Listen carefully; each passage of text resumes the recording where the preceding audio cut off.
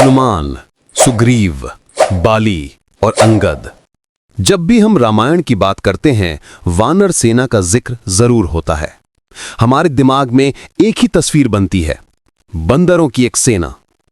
लेकिन क्या यह पूरी तस्वीर है? क्या रामायण के वानर असल में वो नहीं थे जो हम सोचते हैं? क्या हो अगर ओरिजिनल वाल्मीकि रामायण खुद उन्हें बंदर नहीं बल्कि कुछ और ही बताती हो? क्या वो एक ऐसी एडवांस्ड सुपर रेस थी जिनके पास अद्भुत शक्तियां और ज्ञान था और जिनका राज किष्किंधा की जंगल में छुपा है? नमस्ते दोस्तों, आज हम रामायण के सबसे मिसअंडरस्टूड किरदारों की गहराइयों में उतरेंगे। द वानर। हमारी आम समझ में वानर का मतलब है वन में रहने वाला या बंदर, और इसीलिए हमारी तस्वीरें और सीरियल्स उन्हें बंदर की शक्ल में दिखाते हैं। लेकिन जब हम रामायण के असली वर्णन और अन्य प्राचीन ग्रंथों को देखते हैं तो एक बिल्कुल अलग ही तस्वीर उभरती है। क्या ये वानर असल में वो मिसिंग लिंक थे, एक ऐसी प्रजाति जो इंसानों और कपियों के बीच थी लेकिन हमसे कहीं ज्यादा एडवांस्ड? चलिए शुरू करते हैं ओरिजिनल वाल्मीकि रामायण के सबूतों से। जब हम ओरिजिनल टेक्स्ट को देखते हैं तो कई चौंकाने वाले फैक्ट सामने आते हैं। पहला सबूत, वाणी और बुद्धिमता। जब हनुमान पहली बार भेष बदलकर राम और लक्ष्मण से मिलते हैं तो उनके जाने के बाद भगवान राम लक्ष्मण से कहते हैं।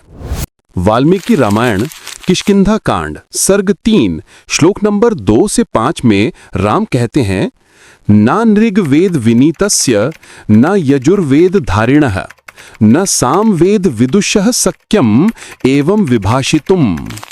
इसका अर्थ है, जिसे ऋग्वेद, यजुर्वेद और सामवेद का ज्ञान न हो वो ऐसी शुद्ध भाषा बोल ही नहीं सकता। इसने पूरे व्याकरण को पढ़ा है क्योंकि इतनी देर बोलने पर भी इसके मुंह से एक भी अशुद्ध शब्द नहीं निकला। सोचिए, क्या ये एक बंदर की डिस्क्रिप्शन है या एक महाविद्वान की?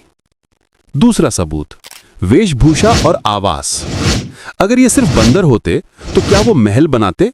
वाल्मीकि रामायण किष्किंधा कांड में ही किष्किंधा को एक पुर के रूप में डिस्क्राइब करती है जो एक गुफा में स्थित थी। इसमें विमल गृह और प्रासाद का जिक्र है।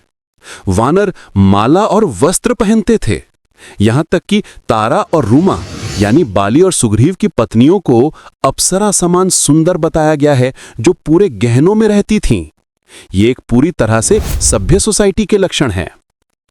तीसरा सबूत, सामाजिक संरचना। पूरा किष्किंधा कांड एक पॉलिटिकल ड्रामा है। इसमें राज्य है, राजा है, युवराज है और मंत्री हैं। इसमें भाई भाई का झगड़ा है, राज्य अभिषेक है और मिलिट्री अलायंसेस हैं। ये एक जंगल का कानून नहीं है, ये एक किंगडम का कानून है। लेकिन वानर शब्द का एक और मतलब है, वानर यानी कैसा मनुष्य, या विकल्पेन नरः यानी मनुष्य का विकल्प। क्या वो एक ऐसी होमिनिड स्पीशीज थी जो सुपर पावर्स के साथ पैदा हुई थी? उड़ान और आकार बदलना। हनुमान उड़ सकते थे, अपना आकार छोटा बड़ा कर सकते थे। हमारे यौगिक ग्रंथ इन्हें अष्ट सिद्धियां कहते हैं, अणिमा, महिमा, लघिमा, गरिमा। सवाल यह है कि क्या ये सिद्धियां उन्होंने मेडिटेशन से पाई थी या ये उनकी इनबिल्ट जेनेटिक एबिलिटी थी? जैसे हम सांस ले सकते हैं वैसे ही वो अपना आकार बदल सकते थे। असामान्य शक्ति। बाली और सुग्रीव की शक्ति का जिक्र तो सब जानते हैं। बाली रावण को अपनी कांख में दबाकर 6 महीने तक घूमता रहा। ये नॉर्मल ह्यूमन या नॉर्मल एप की स्ट्रेंथ नहीं है, ये एक अलग ही स्पीशीज की बायोलॉजी है। अगर वानर एक सुपर रेस थे तो उनकी राजधानी किष्किंधा क्या थी? ज्योग्राफिकली आज के हम्पी कर्नाटक को ही किष्किंधा माना जाता है और वहां का लैंडस्केप अजीब है। बड़े बड़े इम्पॉसिबल बोल्डर्स एक के ऊपर एक ऐसे रखे हैं मानो किसी देवता ने उन्हें जमाया हो।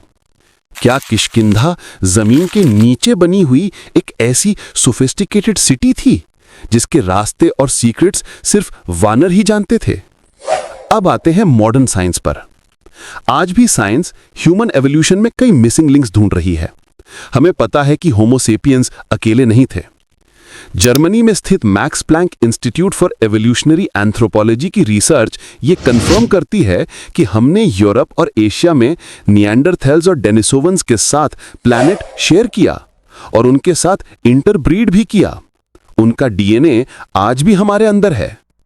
तो क्या ये इम्पॉसिबल है कि उसी तरह इंडिया में भी एक ऐसी ही एडवांस्ड होमिनिड रेस रहती थी, एक ऐसी स्पीशीज जो हमसे ज्यादा ताकतवर थी, जिनकी अपनी भाषा और कल्चर था और जिसे हमारे पूर्वजों ने उनके जंगल में रहने के स्वभाव के कारण वानर का नाम दिया। कुछ स्कॉलर्स जैसे डॉक्टर वनमाली गीता योगाश्रम अपनी किताबों में लिखती हैं कि वानर एक वृक्षचारी प्रजाति थी, यानी पेड़ों पर रहने वाली। लेकिन वो एप नहीं थे, वो एक अलग देव योनि से थे जो त्रेता युग में भगवान की मदद करने के लिए ही अवतरित हुए थे। हमारी कॉस्मोलॉजी में सिर्फ इंसान और जानवर नहीं हैं, यहां यक्ष, गंधर्व, नाग और वानर भी हैं। ये सब हायर बीइंग्स की कैटेगरीज हैं। तो क्या वानर को बंदर समझना हमारी सबसे बड़ी गलती है? क्या हम एक एडवांस्ड सिविलाइजेशन को सिर्फ एक जानवर समझ रहे हैं? तो दोस्तों, रामायण के वानर, वाल्मीकि रामायण खुद कहती है कि वो वेद व्याकरण के ज्ञाता थे। उनके अपने महल और राजधानी थी। उनके पास ऐसी शक्तियां थीं जो अष्ट सिद्धियां कहलाती हैं। और मॉडर्न साइंस भी मानती है कि एक समय पर धरती पर अलग अलग ह्यूमन लाइक स्पीशीज रहती थी। क्या ये सारे सबूत इशारा नहीं करते कि वानर बंदर नहीं बल्कि एक ऐसी लॉस्ट सुपर हीरो रेस थी जिनके पास ज्ञान, शक्ति और सभ्यता थी, जिनका राज आज भी हम्पी के उन पत्थरों में छुपा है? आपको क्या लगता है? क्या वानर की कहानी सिर्फ मिथ है या हिडन हिस्ट्री? कमेंट्स में अपने थॉट्स जरूर बताना।